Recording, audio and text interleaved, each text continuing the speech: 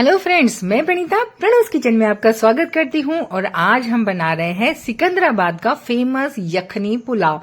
जी हाँ, उसके लिए हमें क्या लगने वाला है वो देख लेते हैं। सबसे पहले यहाँ पर हम 6 प्याज ले लेंगे, जिसे रफली काट लेंगे। और यहाँ पर मैंने मटन को आधा किलो मटन को हमने धो लिया है नमक के और हल्दी के पानी से।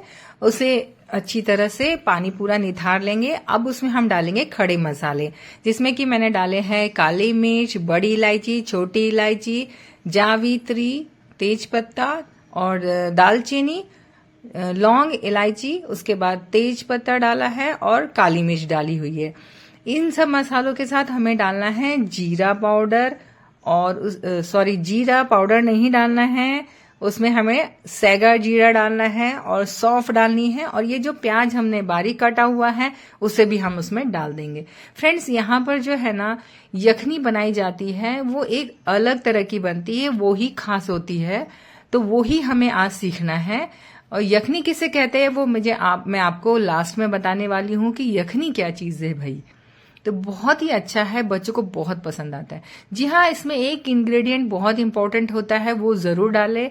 ये है जायफल, जी हाँ, नटमैग। इसे हमें किस के कद्दूकस करके डालना है। आप खड़ा भी डाल सकते हैं क्योंकि हमें बाद में उसको छानना ही होता है। तो ये देखिए फ्रेंड्स, इसमें अब जाएगा 1 कटोरी दही। ये हम हंकड़ लेंगे और अच्छी तरह से थोड़ा मीडियम खट्टा होना चाहिए, ज्यादा खट्टा भी नहीं होना चाहिए। उसके बाद स्वाद अनुसार नमक डाल देंगे और इसे अच्छी तरह से मिला लेंगे। उसे मैरिनेट करने के लिए छोड़ देंगे। मैरिनेशन करीब 15 से 20 मिनट हो जाएगा। और यहाँ हम ले रहे हैं दूसरी एक कुकर में हमने डाला है घी। अब उसमें डालेंगे हम थोड़ा सा जीरा और उसमें हम थोड़ा सा डालेंगे सौंफ। इसे अच्छी तरह से तड़कने देंगे। तड़कने के बाद इसमें हमें और 1 प्याज काट के डालना है, वो भी रफली। और उसके बाद हमें यहाँ डालनी है करीब 6 से 7 हरी मिर्च। जी हाँ, ये पूरा हरी मिर्च से ही बनेगा, इसलिए इसमें मिर्च आपके स्वाद अनुसार कम ज्यादा आप कर सकते हो। उसके बाद यहाँ पे हम ऐसे ही सैगे लहसुन जो होते हैं उसे रफली साफ करके डाल देंगे। अदरक को भी हमें सिर्फ छील के काट के डाल देना है। और ये सब सैगा ही पड़ता है इसमें। उसके बाद हमने जो मैरिनेशन किया हुआ था मटन को वो हम उसमें डाल देंगे। अच्छी तरह से भून लेंगे 5 मिनट के लिए और इसे हम कुकर लगा के रख देंगे। 2 सीटी में ये पक जाएगा। इसे धीमी आंच पे पकाना है, करीब 5 से 7 मिनट के लिए आप इसे छोड़ देंगे। इस पुलाव में तीखापन जो होता है वो खड़ी मिर्ची से ही होता है, क्योंकि इसमें लाल मिर्ची नहीं पड़ती है।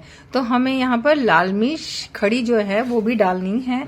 अगर आप चाहे तो उसे अवॉइड कर सकते हैं, हरी मिर्च की मात्रा आप बढ़ा सकते हैं। अब ये देखिए फ्रेंड्स, अच्छी तरह से धीमी आंच पे पकने रखना है और बस पकने के बाद इसे हमें निकाल लेना है। कुकर को खोल देना है और थोड़ा सा ठंडा होने के बाद इसे हमें छन्नी से छान लेना है। ये जो छन्नी से छानने का जो काम है ना फ्रेंड्स, वो ही बहुत इंपॉर्टेंट होता है। इसके अंदर सिर्फ हमें इसका जो रस होता है ना, बस वो ही लेना है और पीस हमें हटा लेने हैं। सारे मसाले हमें इसमें नहीं लेना है, हमें सिर्फ पीस लेना है। और ये देखिए, ये जो बन के रेडी हो गया है वो ही कहलाती है यखनी। जी हाँ, इसी यखनी में हमारा अभी चावल पकेगा। तो फ्रेंड्स, ये जो है ना मैंने थोड़ा अलग तरीके का बनाया हुआ है। तो अभी देखिए, ये जो यखनी है उसमें हम डाल देंगे धुला हुआ, मैंने यहाँ पर आधा किलो बासमती चावल लिया है, जिसे थोड़ा देर पहले भिगोने रख दिया था धोकर। अभी ये भिगोने के बाद करीब 10 मिनट भिगोया था। उसके बाद हम ये यखनी के अंदर डाल देंगे बॉईल करने के लिए। ये देखिए फ्रेंड्स, अच्छी तरह से हमें इसे बॉईल करना है। और यखनी हमें उतनी ही लेनी है, मतलब कि जो पानी जो होता है ना मटन में वो बॉईल करते समय हमें उतना ही लेना है जितना हमें यखनी के लिए लगने वाला है, यानी कि 2 गिलास लिया हुआ है मैंने। अब हम एक दूसरे पैन में या फिर कढ़ाई में लेंगे घी और उसमें हम डालेंगे थोड़ा सा जीरा। जी हाँ, यहाँ पर तो ऐसा लग रहा है कि भर भर के जीरा ही जीरा है। जी नहीं, ऐसी कोई बात नहीं है। एक्चुअली यहाँ पर जीरा और सौंफ जो है वो बहुत इंपॉर्टेंट रोल अदा करता है। और मेन इसमें ब्लैक पेपर और ग्रीन जो चिली होती है उसी का टेस्ट होता है। तो चलिए फ्रेंड्स, जैसे ये थोड़ा सा तड़कने लगेगा, हमने जो पीस को बॉईल किया था उसे हम थोड़ा सा भून लेंगे। इसे हमें यहाँ बिल्कुल ज्यादा नहीं भूनना है, थोड़ा सा भूनना है। और ये भूनते समय ख्याल रखिएगा कि ये टूटे ना। और बस जैसे ही ये थोड़े से भून जाते हैं, हमें इसे डाल देना है यखनी के साथ। जो पक रहा था हमारा चावल पक के रेडी हो गया है, उसमें हम डाल देंगे।